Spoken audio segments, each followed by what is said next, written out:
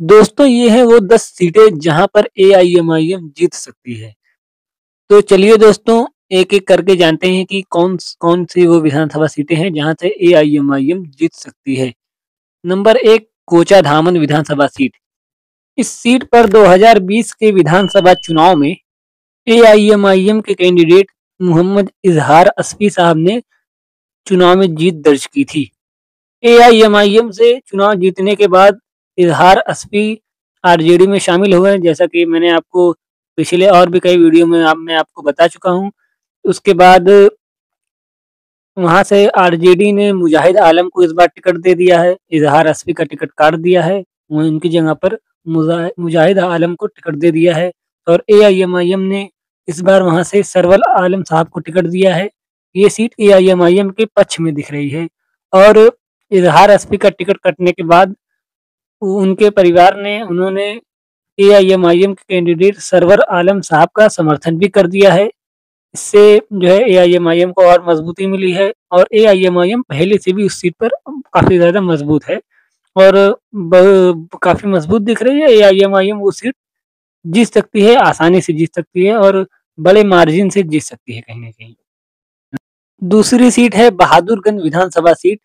इस सीट पर पिछली बार चुनाव में 2020 के विधानसभा चुनाव में एआईएमआईएम के कैंडिडेट मोहम्मद अंजार नईमी को 85,855 वोट मिले थे और उन्होंने वीआईपी के लखनलाल पंडित को चुनाव में हराया था। एआईएमआईएम ने ये सीट काफ़ी अंतर से जीती थी और चुनाव के बाद अंजार नईमी भी जो है आरजेडी में शामिल हो गए थे। एआईएमआईएम को उन्होंने छोड़ दिया था और इस बार आरजेडी ने उनका भी टिकट काट दिया है। टिकट काट क्या दिया है कि वहाँ पे बहादुरगंज विधानसभा सीट पर आरजेडी चुनाव नहीं लड़ रही है बल्कि कांग्रेस चुनाव लड़ रही है। कांग्रेस के खाते में वो सीट गई है महागठबंधन में, तो इसलिए कांग्रेस ने वहाँ से अपना कैंडिडेट उतार दिया है और एआईएमआईएम ने उस सीट पर इस बार तौसीफ आलम साहब को टिकट दिया है। इस बार ये सीट भी एआईएमआईएम के पक्ष में दिख रही है और ये सीट भी एआईएमआईएम का निकलता दिख रहा है। तीसरी सीट है अमौर विधानसभा सीट। अमौर विधानसभा सीट पर पिछली बार 2020 के विधानसभा चुनाव में एआईएमआईएम के प्रदेश अध्यक्ष अख्तरुल ईमान साहब ने एक धमाकेदार और काफी बड़े मार्जिन से जीत दर्ज की थी और इस बार भी एआईएमआईएम ने अमौर विधानसभा सीट से अख्तरुल ईमान को मैदान में उतारा है। दोस्तों चौथी सीट है बैसी विधानसभा सीट। बैसी विधानसभा सीट पर पिछली बार 2020 के विधानसभा चुनाव में एआईएमआईएम के कैंडिडेट सैयद रुकनुद्दीन अहमद को जीत मिली थी। सैयद रुकनुद्दीन अहमद भी आरजेडी में शामिल हो गए थे, वो भी एआईएमआईएम को छोड़ दिए थे और इस बार उनको भी टिकट नहीं मिला है, आरजेडी ने किसी और को टिकट दिया है। वहीं पर एआईएमआईएम ने इस सीट पर इस बार गुलाम सरवर साहब को टिकट दिया है और एआईएमआईएम इस सीट पर भी काफी मजबूत दिख रही है और एआईएमआईएम ये सीट भी जीत सकती है। पांचवी सीट है जोकीहाट विधानसभा सीट। जोकीहाट विधानसभा सीट पर पिछली बार 2020 के विधानसभा चुनाव में इस सीट पर एआईएमआईएम के कैंडिडेट शाहनवाज को जीत मिली थी। शाहनवाज ने सरफराज आलम जो आरजेडी के थे उनको हराया था और फिर शाहनवाज आलम आरजेडी में शामिल हो गए थे, वो भी एआईएमआईएम को छोड़ दिए थे। इस बार जोकीहाट विधानसभा सीट पर एआईएमआईएम ने मुर्शिद आलम साहब को टिकट दिया है और आरजेडी ने शाहनवाज को टिकट दिया है।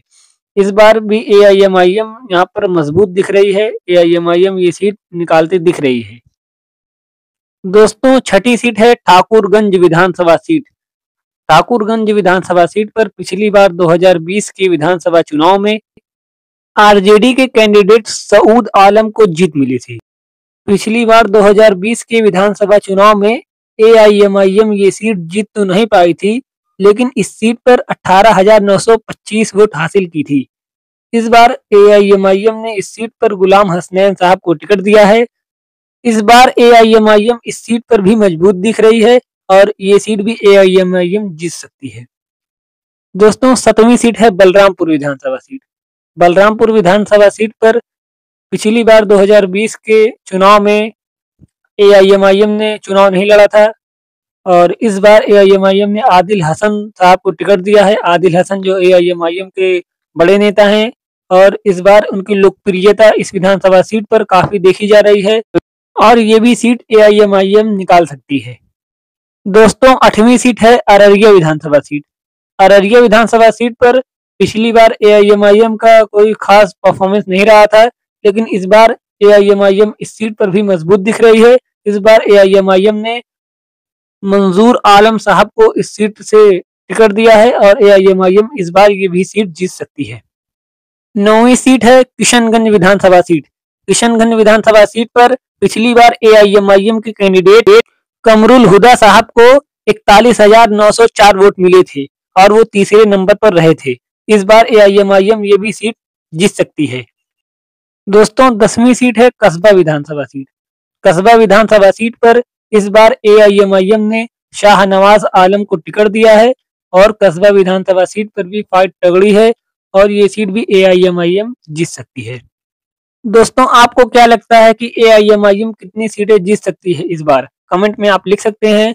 वीडियो को लाइक करें, चैनल को सब्सक्राइब करें, बेल आइकन जरूर दबाएं ताकि आने वाली हमारी हर वीडियो आप तक सबसे पहले पहुंच सके।